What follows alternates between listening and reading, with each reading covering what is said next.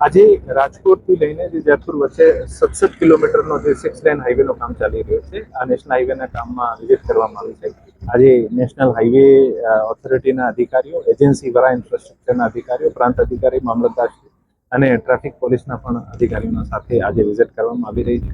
અને માનનીય સીએમ સાહેબના નિર્દેશ અનુસાર કે સ્ટેટમાં જેટલા પણ રોડના કામો ચાલતા હોય આની ગુણવત્તાનું મોનિટરિંગ થાય, જ્યાં ફોટોસ ડેવલપ થઈ ગયા છે આનું ત્વરિત સમારકામ થાય અને ટ્રાફિકના જામ નહીં થાય, માણસોને કોઈ પણ પ્રકારની અવગડ નહીં થાય, આને માટે પ્રશાસન દ્વારા વ્યવસ્થિત પૂરતા ઇંતજામ કરવા જોઈએ. આ કડીના ભાગરૂપે આજે આ હાઈવે ઉપર નેશનલ હાઈવેના અધિકારીઓ અને એજન્સીના અધિકારીઓ સાથે રાખીને ચર્ચા રિવ્યુ કરવામાં આવ્યું છે.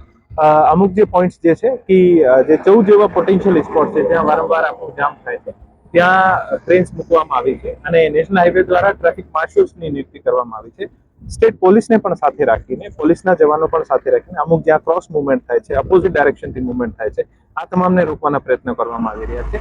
અને જ્યાં જ્યાં કામ પૂરો થઈ ગયો છે આ બ્રિજને પણ ખોલવાનો પ્રયત્ન શરૂ કરવામાં આવ્યો છે. એક બ્રિજ 2 દિવસ પહેલા ખોલી દીધું છે. આજે આપણે જે બ્રિજ ઉપર ઉભા છીએ આ બ્રિજ પણ આવનારા 2-3 દિવસમાં ખોલી દેવામાં આવશે. આનાથી આગળ 2 કિલોમીટર દૂર એક બ્રિજ છે, આને પણ 3-4 દિવસમાં ખોલી દેવામાં આવશે. આમ સતત આ હાઈવેના ઉપર આપણે પ્રાયોરિટી રાખીને કેવી રીતે ટ્રાફિકનું ઇઝ આઉટ થાય, મુવમેન્ટ ઇઝી બની શકે આને માટે પ્રયત્નો કરવામાં આવી રહ્યા છે.